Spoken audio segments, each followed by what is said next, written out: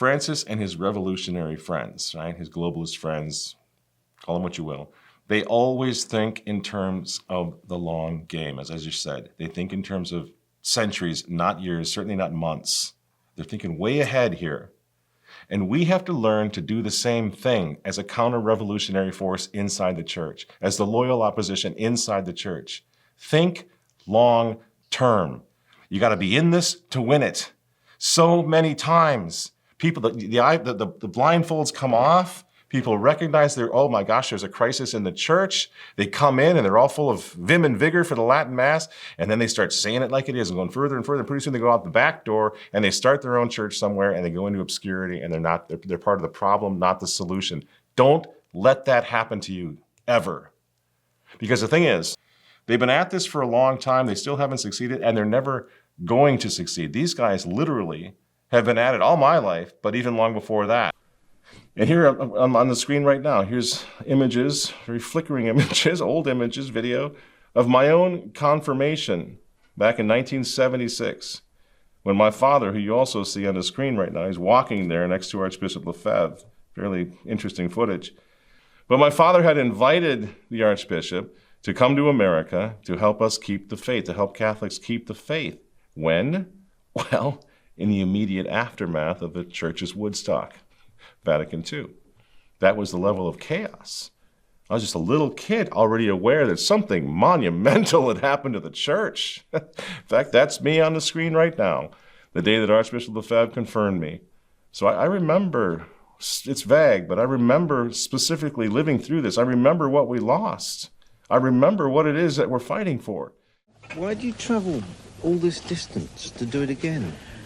Well, because here there's no real the traditional center in this town, and all these people are traditionalists who otherwise wouldn't have the traditional ceremony for the Palm Sunday, you see. But why can't you borrow a church here to do it in? That's another question. I think many times they've tried to get a church or chapel for their services, but so far it's not been allowed. I think it's the bishop, at least the late bishop, had left instructions that no chapel or church was to be made over for the use of the traditionalists. Many empty ones, not serving anything at all, but not available for us. That's a European disgrace. That these two faithful Catholics can't have their Mass said in a Catholic church in modern France. It's had to be. Roman religion in our times as if in persecuted times, in an unmarked hall. No, I never had the honor of meeting Father Montgomery Wright. I know some people who did, but I never did. But you know what? I feel like I know him. And the reason I feel like I know him from that clip that you just saw is because I grew up at the feet of priests just like him. I met so many priests. They literally came to our home, to my father's house, to the home chapel in the basement to say Mass. I wish I had more video of this, because there's video going way back into the 70s of that happening. I keep showing this one, which is a little bit more recent, but you get the idea. Literally, there was an altar in my boyhood home in the basement where these priests would come and save the faith of children like us, right? Now, they weren't starting in their own church. They prayed for the Pope at every Mass. They weren't planning on doing anything long term, but they quite literally saved families like ours during the worst of the troubles, the worst of the crisis, right? Today, thanks be to God, every one of my father and mother's 100 and whatever it is now, 50, 160 children and grandchildren has kept the old faith because of priests like that, priests who refused to comply. Now, they didn't make any dramatic proclamations. They didn't set themselves up as bishops and popes. They were just simple priests who, like the priests of the Vendée or the priests of the Cristeros, said, gotta have the Mass, gotta have the sacraments until this storm passes. Not forever. They weren't interested in starting their own church. They just kept the faith until the situation improved, which it did. Many of them would later on take advantage of Ecclesia Dei, take advantage of Archbishop Lefebvre's Society of St. Pius X, God bless him, take advantage of the Fraternity of St. Peter, take advantage finally of Summorum Pontificum. Many took advantage of that, which is one of the reasons Francis is so upset, because the Latin Mass was storming back, taking over the church. and soon would have if he hadn't crushed it, at least partially so far. Now, if those days that I'm talking about, those days are coming back now, well, thank God, friends, we know how to do this. We've done it before. I've got altogether 16 kilometers of parish here, 3 parishes amalgamated, and really long distances. So there you are. I've got the car, and I'm using it all the time and do so many 1,000 kilometers in a year.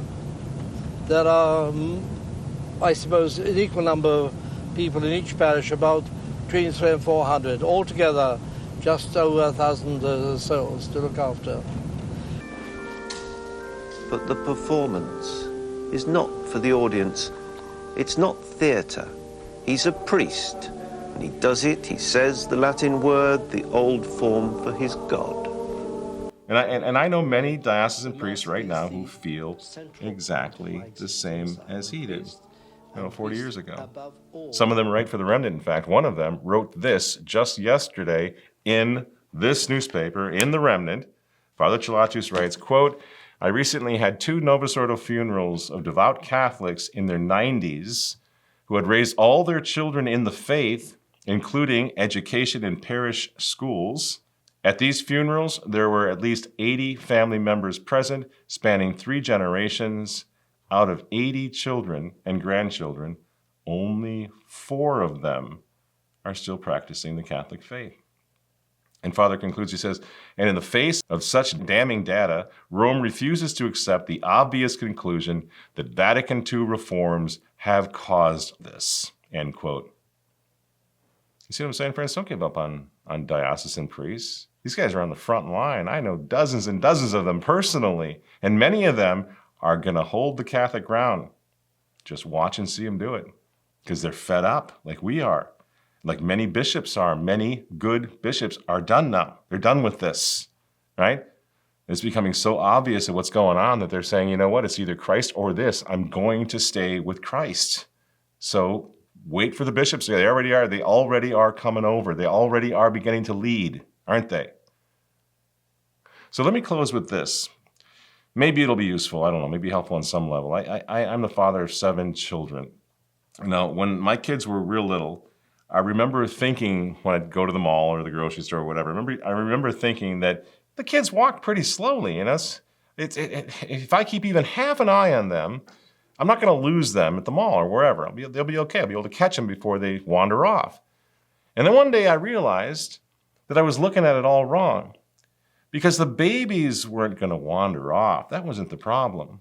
It was the sick SOB who was watching me, waiting for me to look away for just a second. And that's how the kids disappear. That's how kids get snatched, you see? So I never took my eyes off my kids again. And that, friends, I think, is where we are today in the Catholic Church.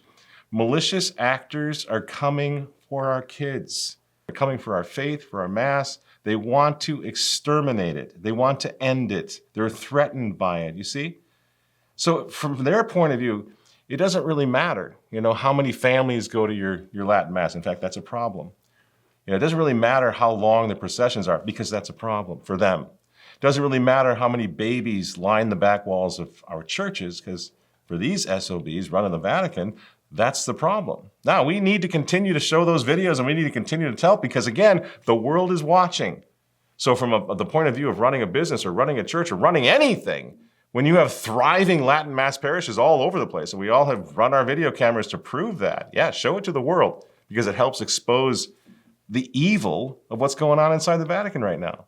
Not all of them, but there are evil men calling shots inside the Vatican right now. And with your packed out church, you're the problem. And most importantly, your babies are the problem to these men. They're not shutting down your Mass because nobody is filling your church. They're shutting it down because your Mass, your church is packed out at the Latin Mass. And the Novus Ordo is on life support. And here's where it gets even worse. Do you know what? They know it's on life support. They're not seriously trying to save it, are they? Because they intentionally, the ones who called the shots a long time ago, they intentionally put even the Novus Ordo on life support. They're providing hospice care now. And that's the terrible thing that traditional Catholics discovered a half century ago, that this is intentional. They did it on purpose. It wasn't an accident. They declared war on the old church, the traditional church, the Church of Jesus Christ as she has stood for 1,965 years, so that one day, in their minds, Christendom could be replaced by anti-Christendom. Call them Freemasons, call them modernists, call them globalists. It's all the same critter. And the sooner you come to realize that it's on purpose, the sooner you're going to come to realize what you need to do, right? And we as parents know this. We as laity know this. Thank God we have priests and bishops who are reaffirming us in this. What we need to do right now is keep the old faith no matter what, keep our children away from these guys, pray the rosary, go to underground masses for a time if we have to. If this final solution is more than rumor, we will do it. We've done it in the past. We will do it again. And the big challenge for us now is to resist the temptation to run out of our church on fire, which it is, to run out, leave the church because it's on fire for all the right reasons. Men are called to stay and fight the fire, friends. You gotta stay and resist. You gotta keep the faith. There's no place to go. This is our church. We need to reconquer her, reclaim her, until God delivers us. God will save the church. It's not our job. God will save the church, but we need to stay until he does. There's no other place to go. And if now times get tough, and if we as parents, as Bishop Sheen's laity, if on our knees at our little clandestine Latin masses in our basements, surrounded by our little kids running around with running beads through their little fingers, if that makes us the enemy, if that makes us the wake-up screaming nightmare for the Vatican, so be it.